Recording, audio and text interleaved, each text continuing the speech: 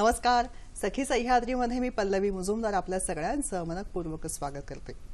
उपनिषदामध्ये म्हटलेलं आहे की जीवसृष्टीचं सार हे पाणी आहे. किंबहुना आपण सगळेजण जाणतो पाण्याला आपण समानार्थी शब्द म्हणून जीवन वापरतो. जीवन हे सगळं काही पाण्यापाशी एकवटलेलं आहे हे आपण जाणतो. मग कृतिशीलतेची गरज ही आत्ता या क्षणी या टप्प्यावर आहे. कारण आपण सगळेच जाणतो की मोठ्या प्रतीक्षेनंतर आता पावसाच्या सरी बरसायला सुरुवात झालेली आहे.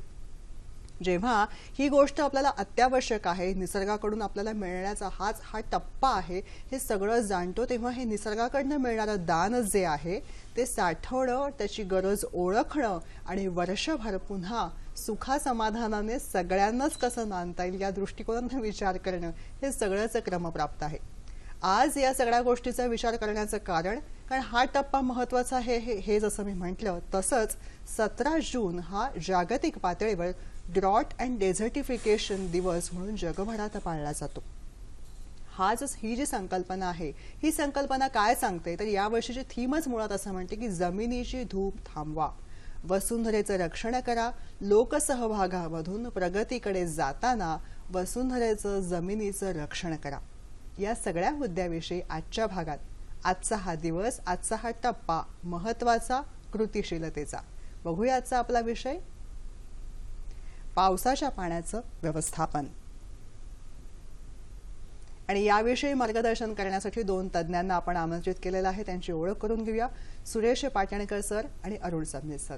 नमस्कार. सखी सह्याद्रीमध्ये आपल्या दोघांचंही मनपूर्वक स्वागत करते. नमस्कार. आजच्या आपल्या तज्ञांची ओळख करून घेऊया. सुरेश पाटणकर सर यांच्याविषयी सांगायचं म्हणजे हरियाली या सामाजिक संस्थेचे ते कार्यकारी अधिकारी म्हणून काम बघतात. ते स्वतः स्थापत्य आणि पर्यावरण अधिकारी आहेत. ते महाराष्ट्र सेवा संघाचे विश्वस्त, हरियालीचे विश्वस्त, त्याचबरोबरीने इंडियन वॉटर वर्क्स असोसिएशनचे भारत स्तरावर कार्यवाह म्हणून त्यांनी काम बघितलेलं आहे. सामाजिक कार्यामधलं त्यांचं महत्वाचं कार्य आहे. मुंबई महानगरपालिकेमध्ये निवृत्त मुख्य अभियंता आहेत. मुळातच पाण्याचं नियोजन या दृष्टिकोनातून शहरी भागामध्ये कशा पद्धतीने करता येईल, पावसाच्या पाण्याचं नियोजन आणि पाण्याचंच नियोजन कसं करता येईल या बाबतीतलं त्यांचा कामाचा अनुभव आहे. आणि या दृष्टिकोनातून नेमकं आपण त्यांच्याकडून समजून घेऊया. आजचे आपले दुसरे तज्ञ अरुण सबनीस सर यांच्याविषयी सांगायचं म्हणजे फ्लोरा फाउंडेशनचे ते कार्यकारी विश्वस्त म्हणून काम बघतात. मोबाईल शाळा, रस्ता सुरक्षा, शेतकरी आत्महत्या, सार्वजनिक स्वच्छतागृह, वैद्यकीय शिबिरं अशा अनेक समाजाला कल्याणकारी ठरणाऱ्या उपक्रमांमध्ये राबवण्यात त्यांचा खास सहभाग आहे. दुष्काळग्रस्त बीड तालुक्यामध्ये पाण्याचा पुरवठा यासाठी मोठी मोहीम सरांनी राबवलेली आहे. कृतिशीलतेमधनं हे कसं शक्य होऊ शकतं याविषयी आज त्यांच्याकडनं आपण समजून घेऊया. संपर्कासाठी दूरध्वनी क्रमांक तुम्हाला माहिती आहेतच, तरीही चटकन टिपून घ्या. ते असेल 24908050 24988050. मुंबई बाहेरचे प्रेक्षक आणि मोबाईलवरून संपर्क साधताना 022 हा एसटीडी कोड तुम्हाला माहिती आहेच.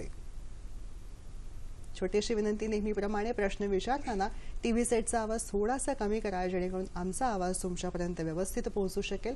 त्याचप्रमाणे विषयाच्या अनुषंगाने नेमके प्रश्न आम्हाला तुमच्याकडून अपेक्षित आहेत. आपल्या चर्चेला सुरुवात करूया. पावसाच्या पाण्याचं नियोजन या दृष्टिकोनातून आज आपण बोलत आहोत. सबनीस सर, जेव्हा असं आपण म्हणतो ड्रॉट अँड डेझर्टिफिकेशन हा आजचा दिवस आहे, नेमकं हे काय आहे ही संकल्पना याविषयी?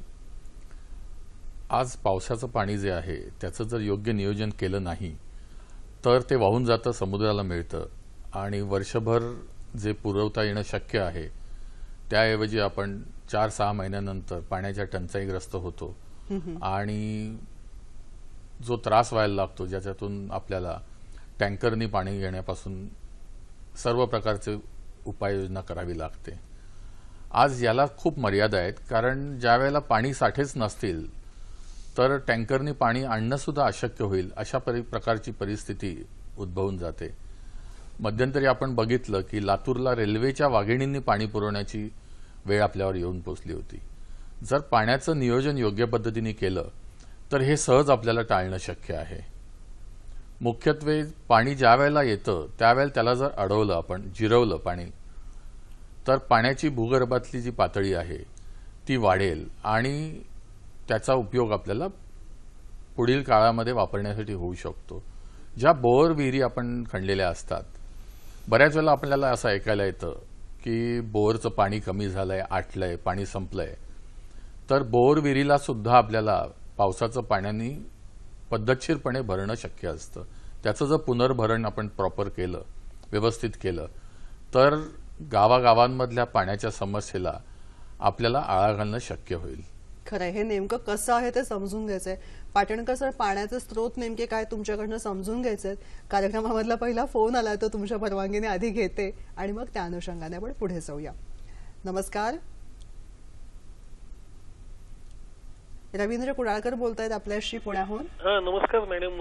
माझे दोन प्रश्न आहेत. पहिलं मला असं विचारायचं आहे की पावसाचं पाणी जे साचवलेलं असतं ते सर्वसामान्य जनतेने त्याचा मिसयूज करू नये म्हणून एकंदर काय काळजी घेतली पाहिजे प्रशासनानं आणि सामान्य जनतेने देखील. आणि दुसरं मला असं विचारायचं आहे की या पावसाच्या साचलेल्या पाण्याचं व्यवस्थापन करण्यासाठी असं की आधुनिक तंत्रज्ञान उपलब्ध आहे का की ज्या योगे सकारात्मकपणे त्याचे व्यवस्थापन होऊ शकेल आणि पाण्याचा उपयोगही चांगल्या पद्धतीने करता येईल आपल्याला. धन्यवाद. धन्यवाद. पाटणकर सर, तुम्हाला या अनुषंगाने काय फार सांगायचं? फार चांगला प्रश्न आहे. मुख्य म्हणजे त्यांनी पहिल्यांदा विचारलंय की हे जे पाणी आपण पावसाचं पाणी साचवतो हो, त्याचे व्यवस्थापन त्याच्याप्रमाणे कशा प्रकारे करता येईल, मला वाटतं हा मुख्य प्रश्न आहे. हो. ज्या वेळेला आपण पावसाचं पाणी छतावरनं घेतो आणि त्यावेळेला ते पाणी पहिल्यांदा जे पहिल्या 10-1 दिवसाचं असतं ते अर्थातच काही चांगलं नसतं. बरं. आणि दुसरं म्हणजे ज्या पाईपामधनं जे पाणी आपण खाली घेतो ते पहिल्या काही पहिल्या काही पिरियडमध्ये ते सोडून द्यायचं असतं. अच्छा. आणि नंतर मग त्याला एक अटॅच फिल्टर लावायचा आणि तो फिल्टर जो असेल त्या फिल्टरमधलं ते पाणी आपण साठवू शकतो. बर. आपण पाणी साठवलं आणि मग ते जर का पंप करून वरच्या याच्यामध्ये नेलं आपलं वरच्या टाकीमध्ये, तर आपण बहुतांशी पाण्याचा वापर, पावसाच्या पाण्याचा वापर, स्थानिक पावसाच्या पाण्याचा वापर आपण करू शकू, हा जास्ती महत्त्वाचा मुद्दा आहे. तेव्हा काळजी काय घ्यायची, तर पहिल्यांदा ते फिल्टर करायचं आणि बाकी मुख्य म्हणजे असं की हे जे पाणी असेल ते वापरण्यासाठी आपण जास्तीत जास्त फ्लशिंगसाठी आणि गार्डनिंगसाठी हे वापरावं जास्तीत जास्त प्रमाणात. जर का आपण हे पिण्यासाठी वापरलं तर ते योग्य होणार नाही. त्याच्यामुळे त्यांनी हा जो मुख्य प्रश्न विचारला की काळजी काय घ्यावी, तर तो प्रश्नाचं उत्तर म्हणजे असं देता येईल आपल्याला की 2 टाक्या कराव्यात. एक म्हणजे पिण्याच्या पाण्याची एक टाकी आणि दुसरी म्हणजे इतर पाण्यासाठी जी लागणारी टाकी असेल ती. त्याच्यामध्ये अर्थातच तुम्ही पावसाच्या पाण्याचं घेऊ शकता, पुनर्वापर पाण्याचा पण त्याच्यामध्ये तुम्ही वापर करू शकता.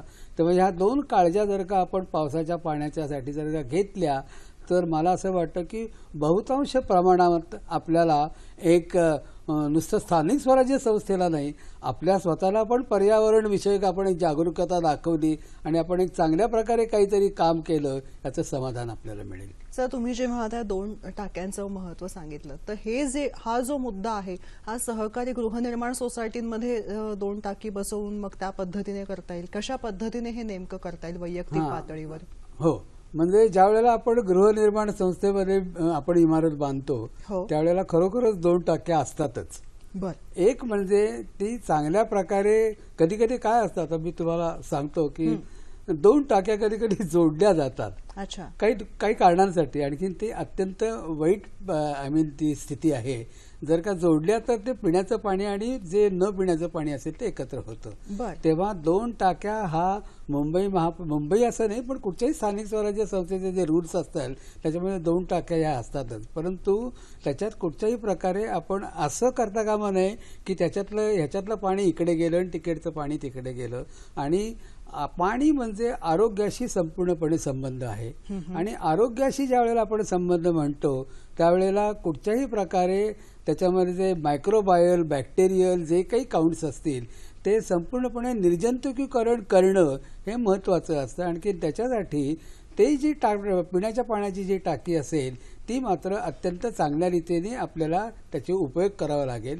आणि इतर ज्या टाक्या असतील त्याच्यामध्ये थोड्याफार प्रमाणात आपण कमी निर्जंतुकीकरण म्हणजे म्हणू नये असं नाही, परंतु कमी निर्जंतुकरण चालेल आणि ते पाणी फ्लशिंगसाठी आणि गार्डनिंगसाठी वापरावं. तेव्हा 2 टाक्यांचं महत्त्व हे महापालिका किंवा कुठच्याही स्थानिक जर स्वराज्य असेल त्या चांगल्या जाणतात आणि ते प्लंबर्स जे असतात त्यांच्याकडनं ते काम करून घेतात. आपण ही जाण ठेवली पाहिजे की आपल्याकडे ही अशी व्यवस्था आहे आणि त्या व्यवस्थेमध्ये आपण कुठच्याही प्रकारे हस्तक्षेप करू नये, हे सर्वात महत्वाचं आहे. केल्याने होतं आहे रे, आधी केल्याची अगदी पाहिजे. बरोबर, अगदी बरोबर. सबनीत सर, जेव्हा हे पावसाचं पाणी आहे हे जसं आता सरांनी सांगितलं, पाटणकर सर म्हणाले तसं की इतर गोष्टींसाठी हे पाणी वापरता येऊ शकतं, पण याच्यामध्ये काही तंत्र अवलंब करून हे पिण्याच्या पाण्यासाठी योग्य करता येऊ शकतं का? येऊ शकतं. ज्या ठिकाणी पाणी अवेलेबल नाहीये त्या ठिकाणी हे पिण्यासाठी वापरणं शक्य आहे. अच्छा. त्याला जर आपण ट्रीटमेंट दिली थोडीशी, आणि पुराण काळापासून बऱ्याच पद्धती अवेलेबल आहेत. बरं. एक ऍक्टिव्हेटेड कार्बन म्हणून एक प्रकार आहे, त्याचा जर वापर आपण केला आणि विटांचे तुकडे जे असतात आणि अगदी गाळलेली वाळू याचा वापर करून आपण छोट्या छोट्या गावांमध्ये फिल्टरेशन याचं करू शकतो. मग ते टाकीमध्येच हे सगळं थर आपण याच्यात हे एक छोटा टँक तयार करून अच्छा याच्यामधून पाणी पास केलं आपण. बरं. मग त्याला जे नॅचरल आपले जे घरगुती उपाय असतात, पोटॅशियम परमँगनेट थोडं आणि आधुनिक प्रकार जो असतो क्लोरीन थोडा जर वापरला आपण तर हे पिण्यायोग्य होऊ शकतं. खूप चांगल्या पद्धतीने याचा वापर खेडेगावांमध्ये करणं अतिशय शक्य आहे. बरं. कारण आज आपण बघितलं तर भारतामध्ये दिल्ली आणि मुंबई सोडल्यास कुठल्याही राज्यांमध्ये शुद्ध पिण्याचं पाणी हे खूप कमी प्रमाणात येतं. तर त्याला आपण एक छोटीशी स्लाइड जर बघितली अवश्य तर हरकत नाही असं मला वाटतं, ज्याच्यावरून आपल्या प्रेक्षकांना याची कल्पना येईल की किती भयानक परिस्थिती आपल्या देशात आहे. बरोबर आहे. काय सांगते ही स्लाइड सर? याच्यामध्ये जर आपण बघितलं तर जवळजवळ 1 बिलियन लोक जगामध्ये स्वच्छ पाण्यापासून, पिण्याच्या पाण्यापासून वंचित आहेत. आणि जी लहान मुलं असतात त्यांना ह्याचा सगळ्यात जास्ती फटका बसतो आणि त्यांचं जे जगण्याचं जे वय असतं, डेव्हलप होण्याचं जे वय असतं त्याच्यावर याचा खूप परिणाम होतो. वाढीच्या वयामध्ये अशुद्ध पाण्यामुळे परिणाम होतो. एक छोटंसं त्याचं हे आपण बघूया चार्ट की भारतातल्या सर्व राज्यांमध्ये काय परिस्थिती आहे. अतिशय भयानक अशी परिस्थिती आपल्याला दिसून येईल. म्हणजे मुंबई आणि दिल्ली ही 2 शहरं धरल्यानंतर अगदी महाराष्ट्र जरी आपण बघितला तर त्याचाही नंबर खूप खाली लागतोय, अशी भयानक परिस्थिती आहे. बरोबर. पुढचा फोन आहे गोरखनाथ यांचा. नमस्कार गोरखनाथ, बोला. हॅलो. बोला. हॅलो, नमस्कार मॅडम. मी गोरखनाथ देकेकर करमाळ्यातून बोलत आहे. हो. तरी माझा 2 प्रश्न आहेत. तर पहिला प्रश्न असा आहे की मुंबई, पुणे, दिल्ली सारख्या सिटीमध्ये पाण्याचे खूप हे होते, नासाडी होते, तर त्याच्या उपाययोजना काय आहे? आणि माझा असा दुसरा प्रश्न आहे. तरी हॅलो, बोला ना, चला प्रश्न विचारा. हॅलो. तर माझा असा दुसरा प्रश्न आहे. तर ग्रामीण भागामध्ये पाण्याचे प्रमाण कमी, तर त्याच्यावर नियोजन काय आहे? आणि आमचा सोलापूर जिल्हा आहे तो दुष्काळी पट्ट्यात येतो, तर त्याच्यावर उपाययोजना काय आहे? ओके, धन्यवाद. आपल्याला सोलापूरहून फोन होता गोरखनाथ याचा आणि त्यांनी म्हटलं होतं की मुंबई पुण्याकडे होणारी पाण्याची नासाडी हा एक कळीचा मुद्दा आहे. थोडक्यात शहरामध्ये होणारी पाण्याची नासाडी आणि या पार्श्वभूमीवरती ग्रामीण भागामध्ये असलेला पाण्याचा तुटवडा, यावर काय उपाय करता येईल आणि त्याचबरोबर आज पावसाचं पाणी जे आपल्यापाशी पोहोचतं आहे त्याचं योग्य पद्धतीने नियोजन, ग्रामीण भागामध्ये पाण्याचं नियोजन, याविषयी. दोन्ही प्रश्न फार व्यापक आहेत. पहिला मुख्य म्हणजे नासाडी. हा इतका व्यापक आहे की आपण पुष्कळ याच्यापासून शिकलं पाहिजे, जे काही मी आत्ता सांगणार आहे त्याच्यापासून. आता आपल्याला मी असं सांगतो की ज्या वेळेला पाणी पुरवठा आपण जेव्हा प्लॅनिंग करतो त्यावेळेला प्रत्येक व्यक्तीला प्रत्येक दिवशी किती लिटर पाणी द्यायचं याच्याबद्दल एक विचार केला जातो. आणि तो जर का विचार केला गेला तर साधारणपणे ग्रामीण भागामध्ये अर्थातच 70 ते 80 किंवा कधी कधी कमी सुद्धा पाण्याचा हा विचार केला जातो. आपण ज्या वेळेला भारत सरकारने जे काही नियम लागून दिलेले आहेत त्याच्यामध्ये असं सांगितलं आहे की शहरी भागामध्ये 135 लिटर हे प्रत्येक माणसी प्रत्येक दिवशी हे पाणी दिलं गेलं पाहिजे कमीत कमी. अच्छा. मी आपल्याला सांगू इच्छितो आणि मी हे बोलतो मुद्दा मी इथे हा, की मुंबई सारख्या शहरामध्ये की ज्याच्याशी माझा संबंध पुष्कळ होता त्याच्यामध्ये आज अशी परिस्थिती आहे की जरी शहरी नागरी शहरी भागाला की जे जास्ती पैसे खर्च करू शकत नाहीत गरीब वस्ती आपण म्हणू त्यांना जर का 80 ते 90 पाणी आपण मिळत असलं लिटर तरी काही ठिकाणी आज 150 ते जवळजवळ 300 लिटर हे पाणी आपण वापरलं जातं. बर. आता याच्यातलं हे कसं वापरलं जातं आता याच्यातला आपण एक मुद्दा घेऊया की जेव्हा 150 लिटर देऊ त्यावेळेला खरोखरच पिण्यासाठी आणखीन स्वयंपाकासाठी किती लागतं फक्त 10च. धुण्यासाठी किती लागतं साधारणपणे 40 ते 50. नंतर फ्लशिंगसाठी किती लागतं साधारणपणे 40 ते 50. नंतर मग आंघोळीसाठी किती लागतं खरं म्हणजे आंघोळ 20 लिटरमध्येच करावी परंतु ते कधी कधी 40-50 शॉवर सोडणं वगैरे अशामध्ये तिचं पाण्याची आपण वापर करतो. शहरी भागाला हे परवडणारं आहे. मुंबई शहरामध्ये असं आहे की मागील जवळजवळ 40 ते 50 वर्षामध्ये इतकं चांगलं नियोजन केलेलं आहे की पाण्याचं दुर्भिक्ष्य मुंबई शहरामध्ये खरोखरच नाही असं मी धाडसी विधान या इथं करीन. परंतु त्याच वेळेला त्याचं महत्त्व आपल्याला पटत नाही.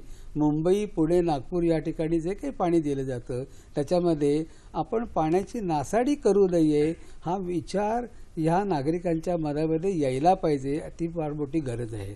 उदाहरणार्थ ज्या वेळेला तुम्ही ग्लासभर पाणी पिता एक पेल्यामध्ये पाणी घेता संपूर्ण पेला भरला जातो आणखीन तो अर्धा आपण टाकून देता.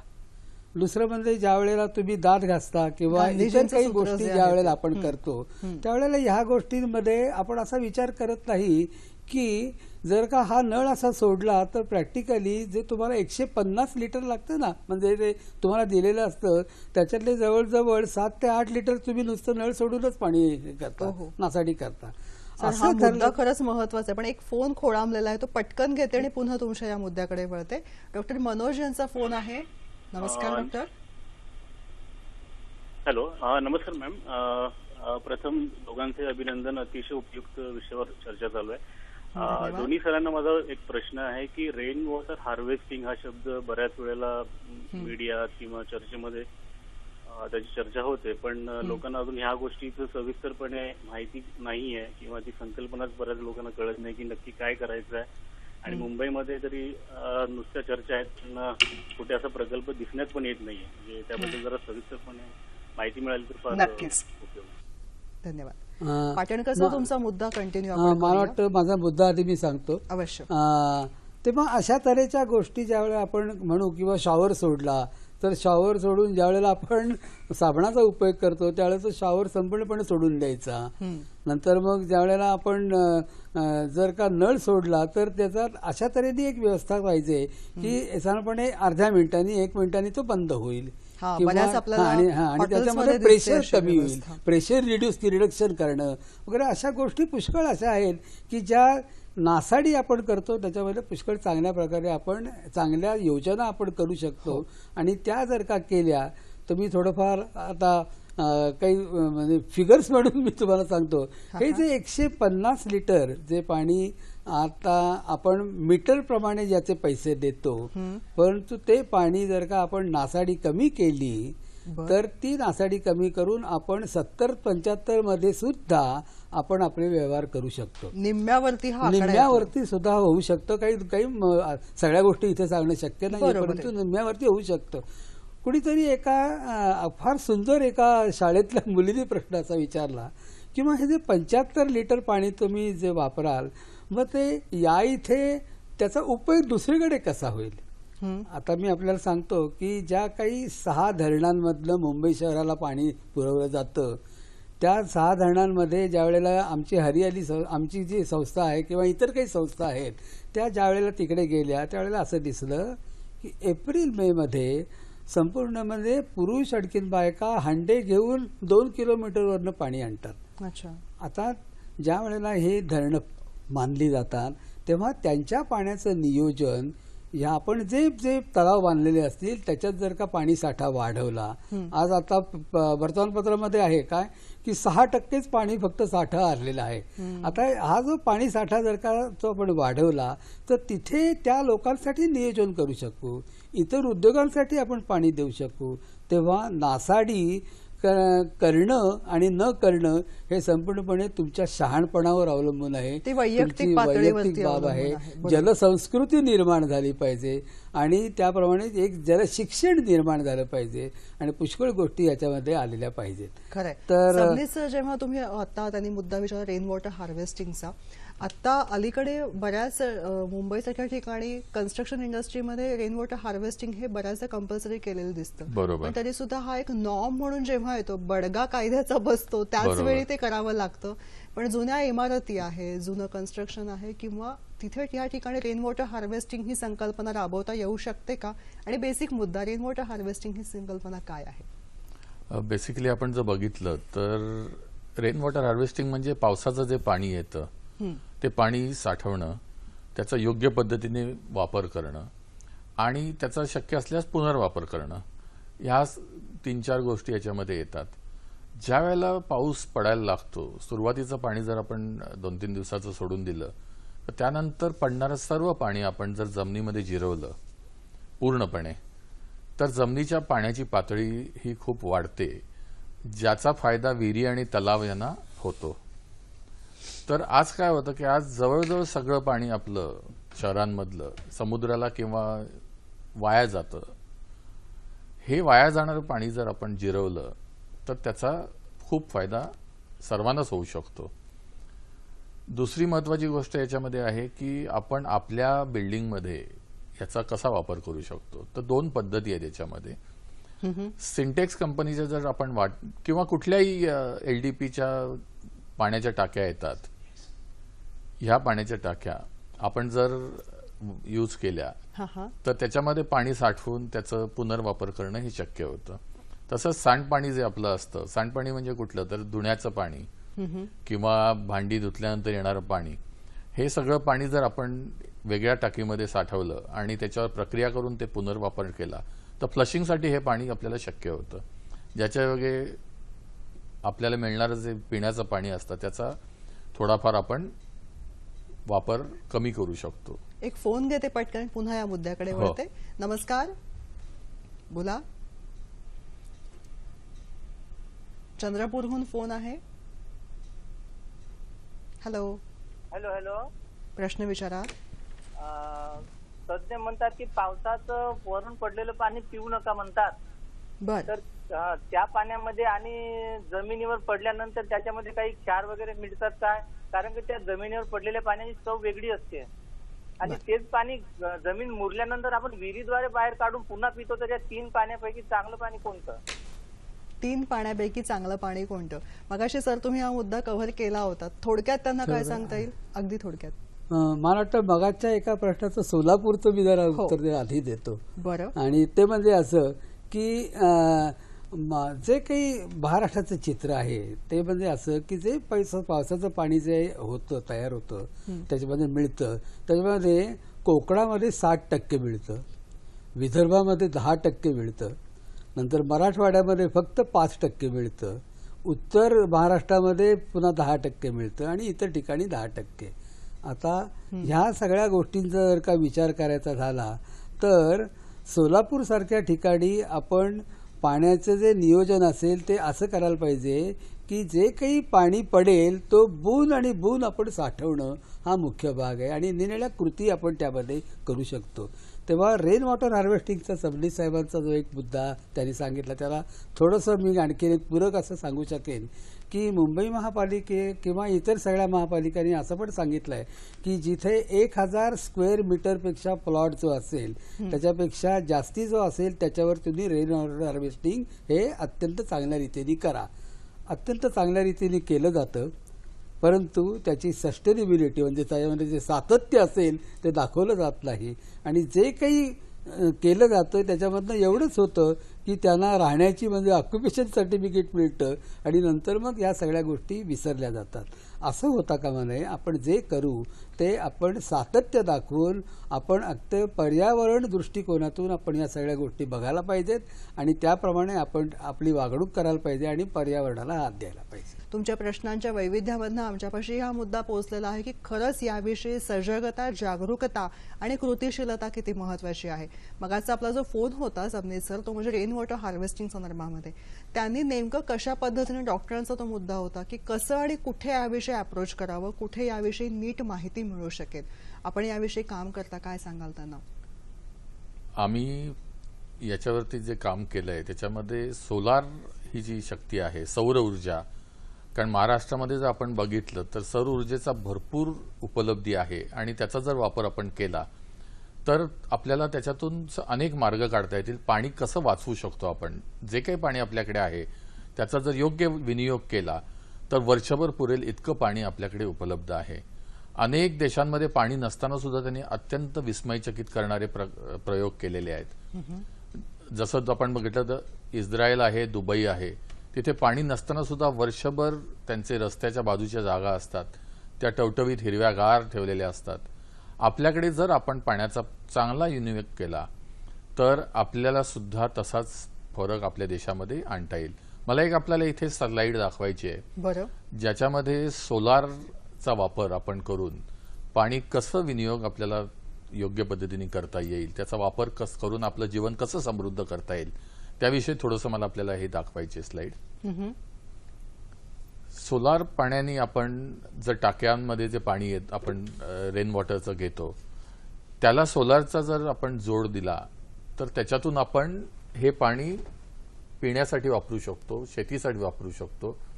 ही एक स्लाइड आहे ज्याच्यामध्ये आपल्याला अनेक गोष्टी दिसतील की मायक्रो इरिगेशन सुद्धा आपण सोलारच्या माध्यमातून करू शकतो. म्हणजे छोटी जी शेतं असतात, मळ्या असतात, इथे सुद्धा याचं पाणी वापरता येईल, पिण्यासाठी वापरता येईल. जनावरांसाठी पाण्याची जास्त दुर्लक्ष आहे ती सुद्धा याच्यातून आपल्याला भागवता येईल.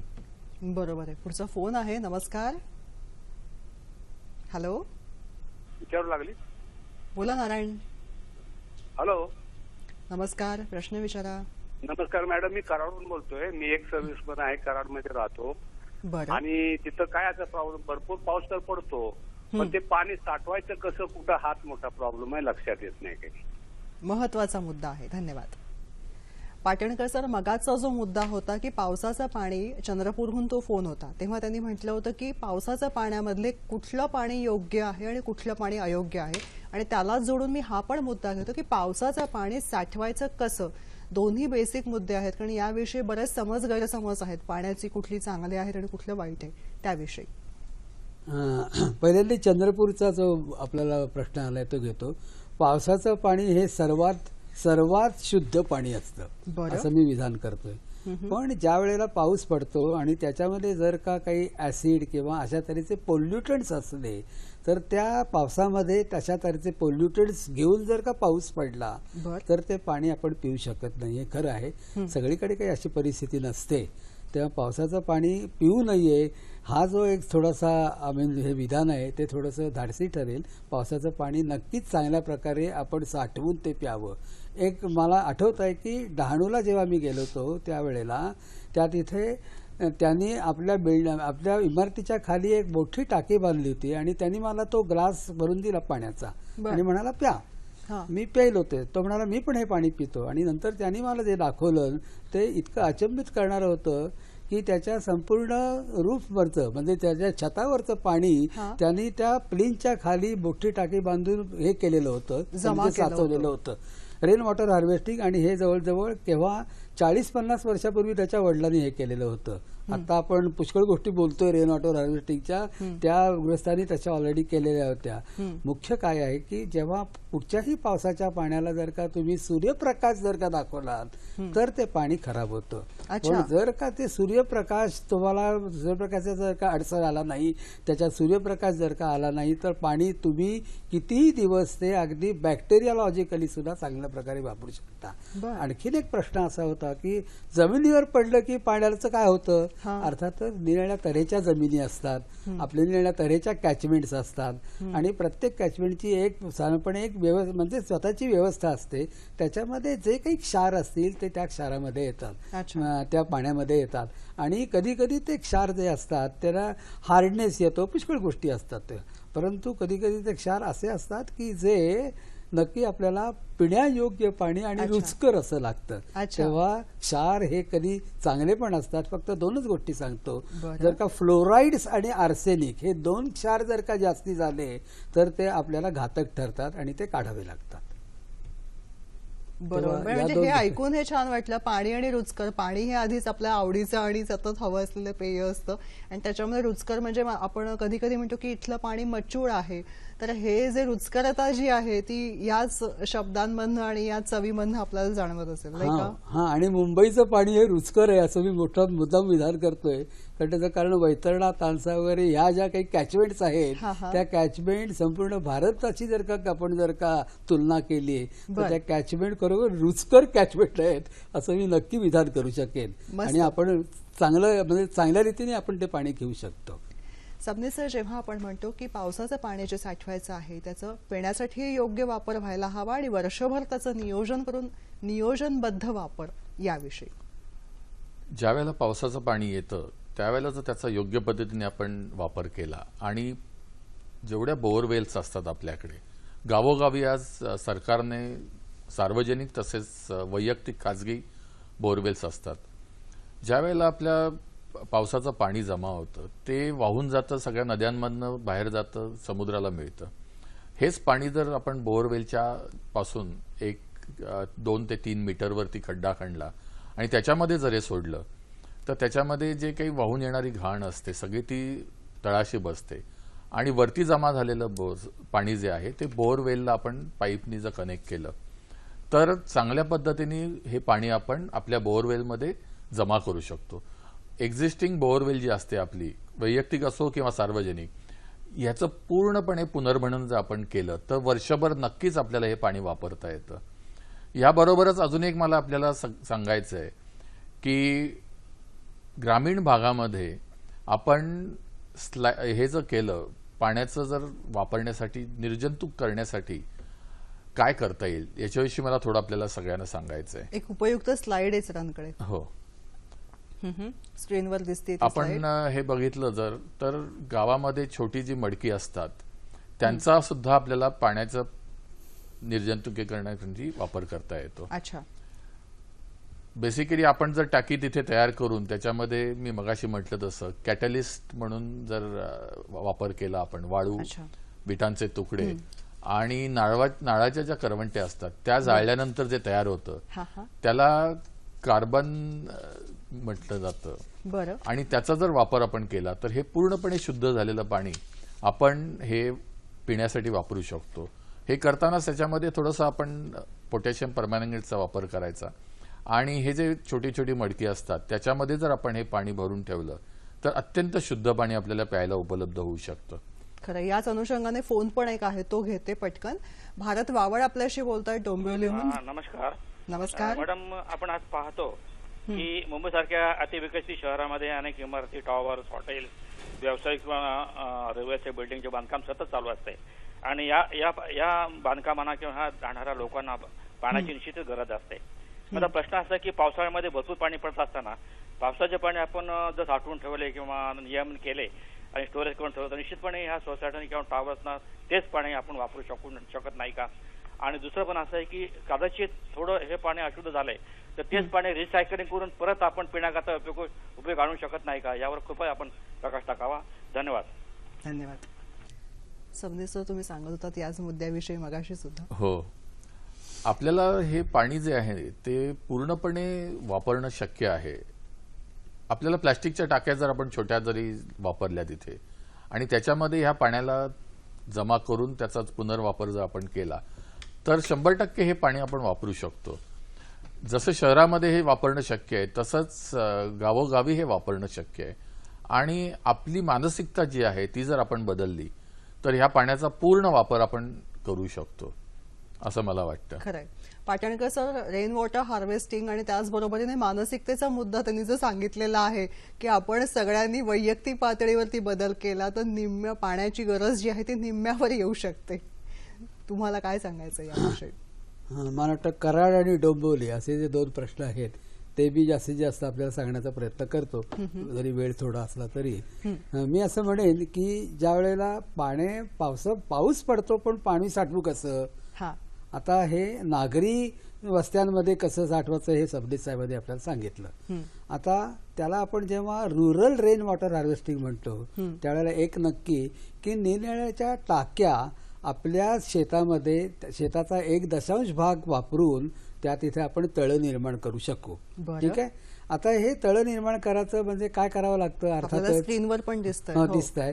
तर काय करावं लागतं की निरनिराळ्या टाक्या आपल्याला बांधाव्या लागतात आणि त्या ज्या बांधाव्या लागतात त्याची किंमत कमी असावी लागते. आणि मुख्य म्हणजे याच्यामध्ये त्या गावामध्ये जे गवंडी किंवा इथे असतील त्यांचं ते लोकल लेबर वापरून ते आपल्याला ते करणं हे जास्ती सोयीस्कर जातं. तेव्हा ती मानसिकता ही याच्यामध्ये म्हणजे रुरल रेन वॉटर हार्वेस्टिंग मध्ये असावी असं मी म्हणेन. आणखीन एक मुद्दा मुख्य सांगतो मी की जो कर्नाटकात बघितलेला आहे की प्रत्येक घरासमोर साधारणपणे एक 10,000 लिटरची एक फेरो सिमेंट म्हणून एक तंत्र आहे. त्या फेरो सिमेंटच्या तंत्राने जर का ती टाकी बांधली तर 5 माणसांच्या कुटुंबाला वर्षभर पुरेल इतकी ती टाकी रेन वॉटर हार्वेस्टिंग मध्ये तुम्हाला ड्रिंकिंगसाठी म्हणजे पिण्यासाठी तुम्हाला उपयोगी पडू शकते. हे अत्यंत चांगलं मॉडेल आहे आणि आपण आपल्या महाराष्ट्रामध्ये निरनिराळ्या ठिकाणी मराठवाडा असो किंवा मराठवाड्यात कमी उपयोग होईल त्याचा, पण कोकण असो किंवा विदर्भ असो कुठेही सगळीकडे हे जर का मॉडेल वापरलं गेलं तर मला असं वाटतं की फार मोठा फरक पडेल. आपण जे म्हणता येईल असं मानसिकता हा मुख्य भाग आहे. डोंबिवलीच्या प्रश्नाचं एका वाक्यात उत्तर देतो की ज्या वेळेला आपण कन्स्ट्रक्शन करतो तेव्हा कन्स्ट्रक्शनला जे पाणी वापरलं जातं ते स्टँडर्ड प्रमाणे ते पोर्टेबल म्हणजे पिण्याच्या पाण्यायोग्य असलेलं पाणीच वापरावं लागतं. नाहीतर कन्स्ट्रक्शनला दुसरं पाणी कुठचंही हे झालेलं म्हणजे दूषित झालेलं वापराचं नसतं. तेव्हा त्याचा एक चांगला समन्वय साधला गेला पाहिजे. कारण सिमेंट आणखीन याच्यामधलं ज्या काही प्रक्रिया केमिकल होतील मग त्याला आपण कदाचित आपण फार मोठी जबाबदारी मोठी घेतो. तेव्हा ते पाणी हे चांगलंच असायला पाहिजे. ते कसं चांगलं करायचं आणि कसं वापरायचं याचा चांगल्या रीतीने विचार केला पाहिजे. मला असं वाटतं माझ्या काही 4 स्लाइड्स मी दाखवू का आता? अवश्य. आपल्या स्क्रीनवर त्या दिसत आहेत. स्क्रीनवर आहेत त्या. मी फक्त आता आपण एक स्लाइड बघितली, एक स्लाइडची होती ती आपण बघितली. आता त्याच्या पुढची पण आपण बघू शकतो. अवश्य. त्याचं तुम्ही सांगाल लगा सर? त्याचं असं आहे की रुरल रेन वॉटर हार्वेस्टिंग साठी ज्या वेळेला टाकी असते ती टाकी आपण वरतून जे पाणी जे घेतं त्याला डायरेक्टली एक फिल्टर जोडायचा आणि तो फिल्टर जोडून आपण हे करू शकतो. आता ही जी टाकी दाखवली आहे आता आणायचं पिक्चर आलेलं आहे या इथे, ही जी टाकी मी म्हटलं कर्नाटक मॉडेल ते म्हणजे असं की अशा तऱ्हेची टाकी जर का तुम्ही बांधली तर तुमचा पिण्याचा पाण्याचा प्रश्न चांगल्या प्रकारे रुरलमध्ये सुटू शकेल असा एक मला विश्वास वाटतो. खाली ज्या 2 टाक्या आहेत त्या अशा आहेत की आपण जे आरसीसी टाकी जी बांधतो ना ती आरसीसी टाकी फार महागात पडते. ती आपल्याला नक्कीच म्हणजे परवडत नाही. तर कमी किमतीच्या आणखीन लोकल लेबर आणखीन मटेरियल वापरून टाक्या या 2 टाक्या मी दाखवलेल्या आहेत. त्या म्हणजे इव्हन आपल्याला माहिती आहे की केळी जी असते त्याचे जे तंतू असतात त्या तंतू वापरून आंबाडीचे जे तंतू असतात ते वापरून सुद्धा टाकी बांधली जाते आणि ते बांधलेले आहेत. वेळेअभावी मी आता हे सगळं सांगू शकणार नाही, परंतु अशा तऱ्हेचं जर का आपण चांगल्या रीतीने टाक्या बांधल्या रुरलमध्ये तर नक्कीच मला असं वाटतं की मोठी क्रांती घडेल असं माझा तरी विश्वास आहे. आणि ही सगळी मानसिकता नागरी आणखीन रुरल या दोघांनी दाखवली तर दुष्काळ म्हणून हा जो काही प्रकार आहे आपल्याला पुष्कळसं त्याच्यामध्ये मात करू शकू. परंतु भरपूर पाऊस पडल्यावर हे विसरायचं आणि नंतर मग आपण पुन्हा तहान लागली की विहीर खणायची अशा तऱ्हेची जी वृत्ती आपल्या हातून जी होते ती होता कामा नये. मी असं म्हणेन कि जब आकाश से धरती पर पानी बरसे हम बूंद बूंद के लिए क्यों तरसे.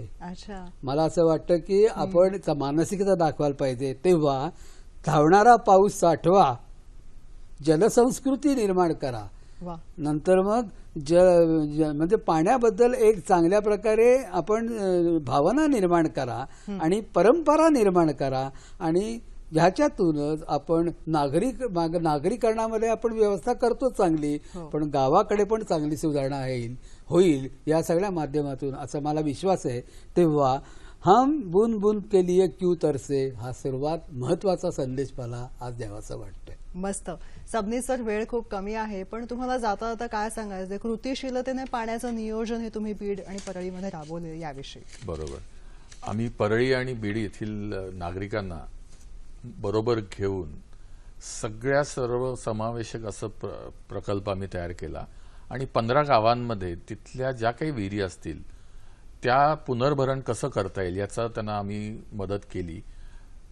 क्राऊड फंडिंगच्या माध्यमातून या सगळ्याचा खर्च आम्ही तिथे त्या संपूर्ण शहरांमधून जो पैसा जमा झाला तो गावागावांमध्ये नेऊन याचं पुनर्भरण करण्याचं आम्ही त्यांना शिकवलं आणि त्याचबरोबर वैयक्तिक विहिरी सुद्धा पुनर्भरण करण्यासाठी आम्ही त्यांना प्रवृत्त केलेलं आहे. ज्याच्या योगे जे काही पाणी आपल्याकडे येतं ते सर्व पाणी साठवून त्याचं योग्य नियोजन करून सर्व लोकांना पूर्णपणे याचं जीवन मिळावं अशी आम्ही प्रयत्नशील आहोत त्याच्यामध्ये. आणि हे संपूर्ण महाराष्ट्रामध्ये आणि भारतामध्ये हे वेगवेगळ्या पद्धतीने राबवता येणं शक्य आहे? सहज शक्य आहे. हे सगळीकडे हे करणं शक्य आहे आणि त्याचं आम्ही एक पायलट प्रोजेक्ट सारखं हे 15 गावांमध्ये करतो आहोत आता.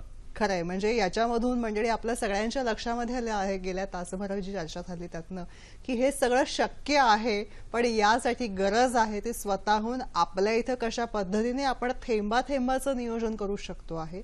पडणारा प्रत्येक पावसाचा थेंब हा मोलाचा आहे, आपण जाणतो. मग कृतीशीलतेमध्ये का बरं मागे पडतो? आजच्या ड्रॉट अँड डेझर्टिफिकेशन या दिनाच्या निमित्ताने या सगळ्याचाच विचार करूया, कृतीशीलतेकडे एक पाऊल टाकूया. यासाठी हा प्रयत्न.